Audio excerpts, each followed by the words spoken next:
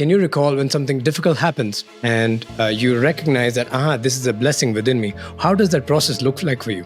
When you embody something, it stops becoming a process. It just becomes you. So let me give you an example. I speak a lot about forgiveness in my meditation philosophy. The sixth phase, phase 3, is all about forgiveness. And I've done these incredible forgiveness retreats where you go and you practice forgiveness for 5 days straight. You forgive everyone, you forgive every mistake, you forgive yourself. And it's designed to actually train your brain to go into deeper states of meditation, to develop greater intuition and so on, right? So you forgive, forgive, forgive. And when I practice sixth phase, I'm constantly practicing this act of forgiveness, forgiveness, forgiveness. So one day I meet Neil Donald Walsh, the author behind Conversations with God. And we're talking about forgiveness, and Neil laughs and he goes, Vishen, the master never forgives. And I go, what? He goes, the masters, like Yogananda, they never forgive. And I go, what do you mean, Neil? He goes, the master never needs to forgive, for the master understands.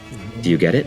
The great masters never need to forgive because you can never anger them in the first place, because they understand that we are imperfect souls and that sometimes we make mistakes and other people will make mistakes, and sometimes these mistakes are going to hurt you, but there's going to be some growth from that hurt because of the benevolent universe. The master understands, and therefore the master never needs to forgive. And so when you fully embody something as a master, you no longer need a process. I've come to fully embody this idea that I call the beautiful destruction. So if you look at Indian philosophy, it's not just about creation.